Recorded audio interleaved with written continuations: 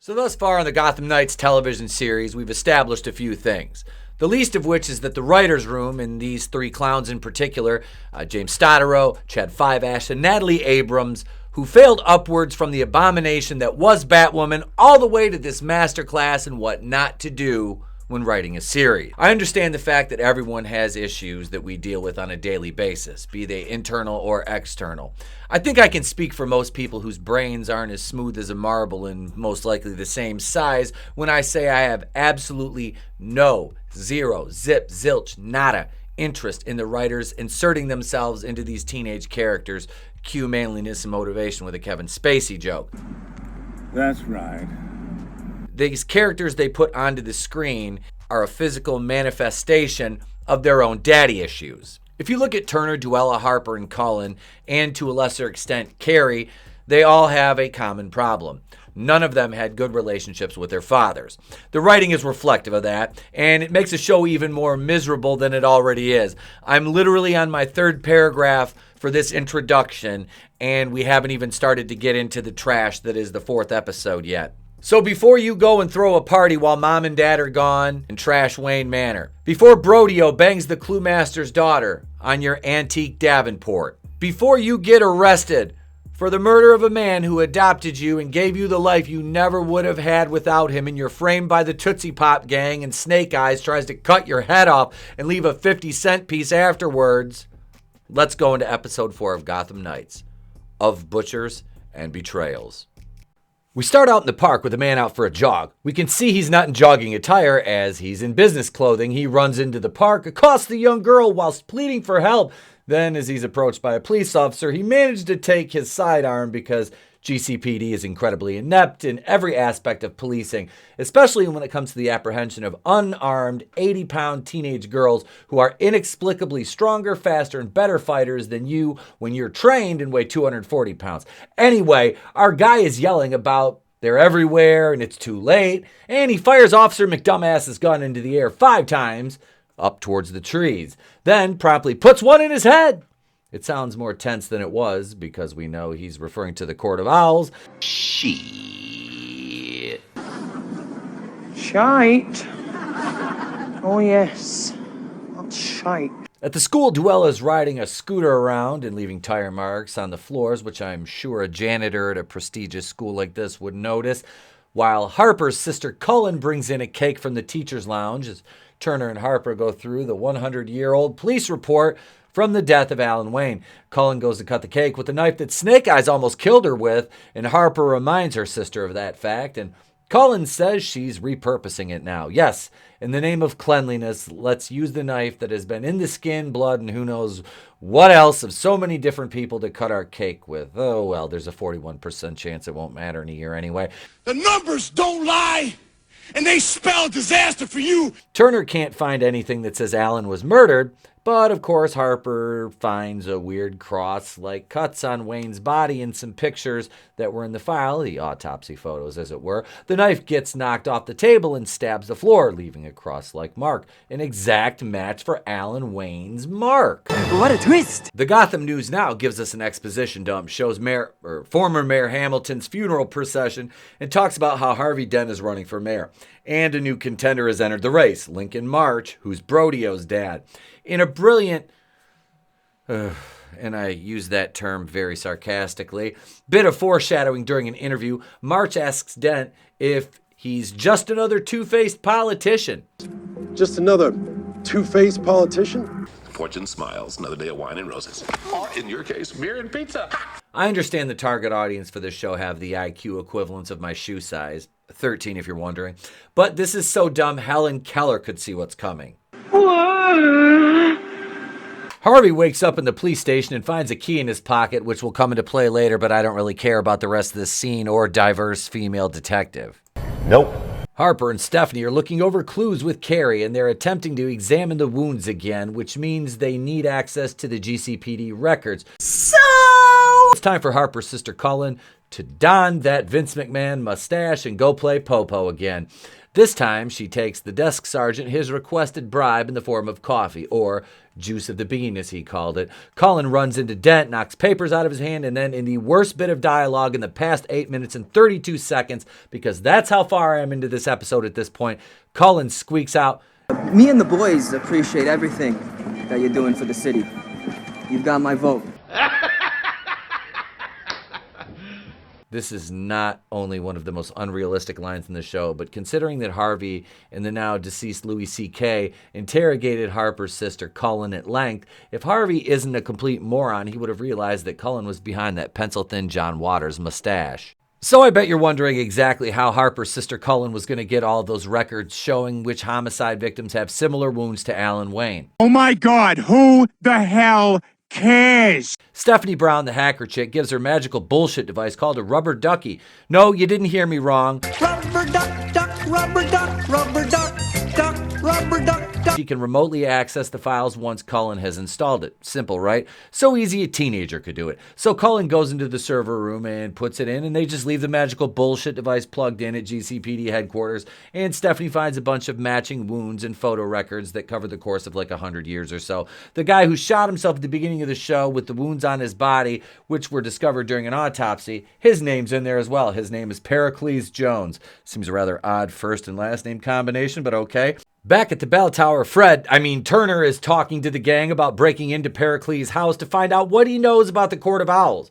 He won't allow Stephanie to tag along after she suggests it, so Harper decides to go, as she's been eye-fucking Turner for the past couple episodes, but so has Duella, and Stephanie gives a jealous glance when the pair go lock-picking together. At the Pericles residence, as Harper's picking the lock, she says it's a good thing Turner didn't bring his girlfriend, to which he denies the pairing, leading Harper to say, What are you, my therapist? Yup! Harper's jealousy of Stephanie comes through because Stephanie has everything that Harper doesn't, including bitch boy Turner, apparently, which he's just a simp for Stephanie. Apparently this school's so prestigious it has a serial killer yearbook, and Duella finds the Butcher of Gotham, who was also a knife thrower in the circus. Who could have imagined that? What a story. Duella talks about how her dad always wanted her to read that book. Daddy issues, folks. The eyes, Chico. They never lie. Felix Harmon, the Butcher, has a daughter who is somehow still alive, which is odd because he died over 100 years ago, and she is in a convalescent home in Gotham. How convenient. Harper and Turner find the Paraquat Jones residence in a shambles. Papers and books strewn everywhere. Jones' son comes in and holds them at gunpoint. You've got to do better. And then he recognizes Turner. They discuss what happened to both their fathers. I found my father! Oh my God! And Turner tells him it was the Court of Owls. The son shows him that it's written all over the walls.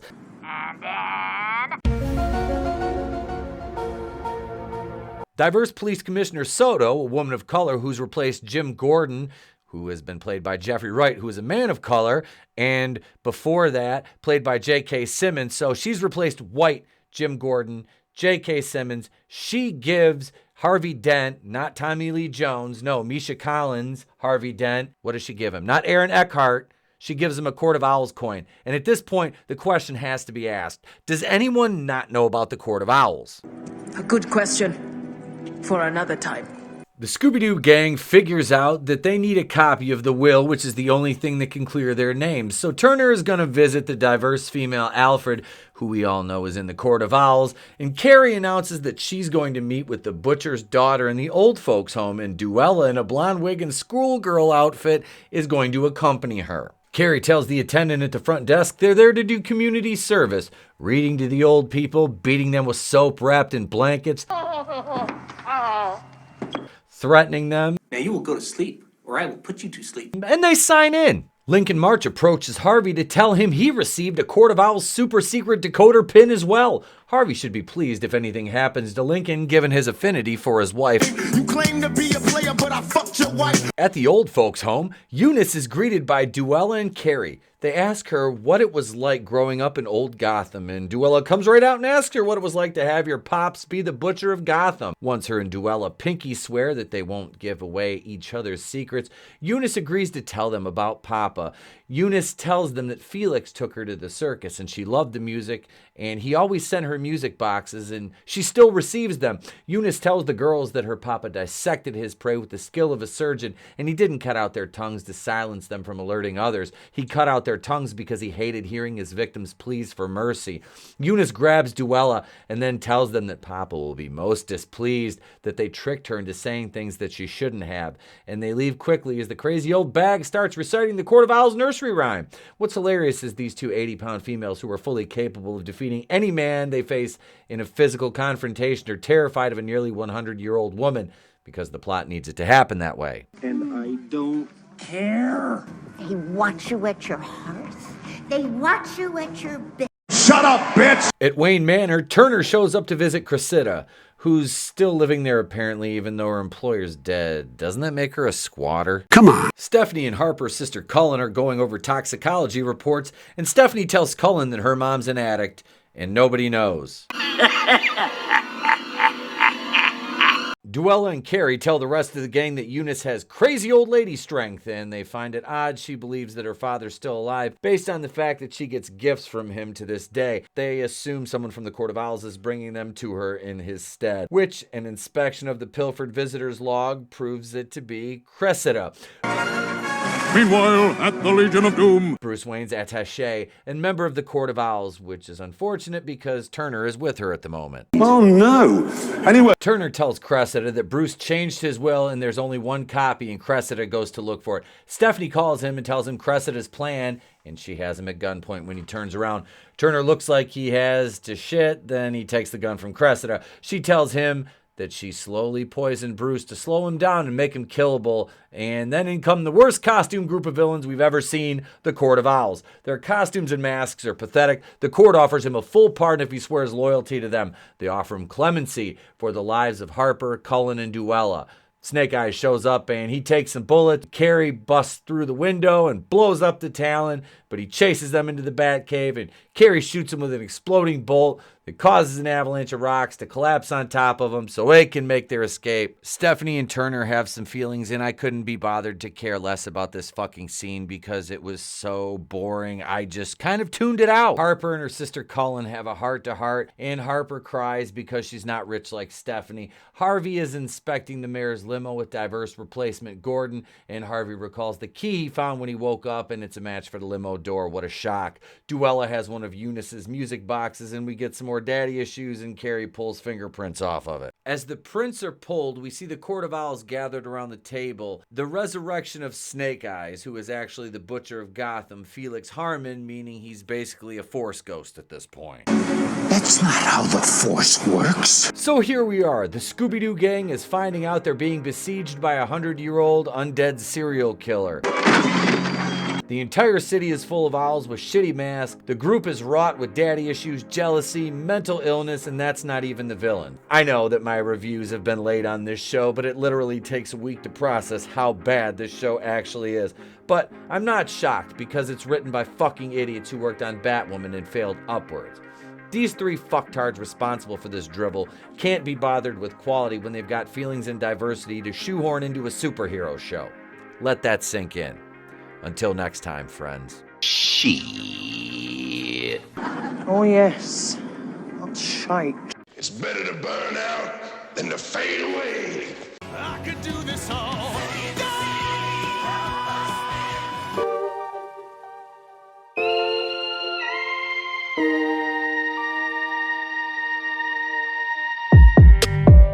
This doesn't bode well. You're lying. I never hit you. You are tearing me apart, Lisa.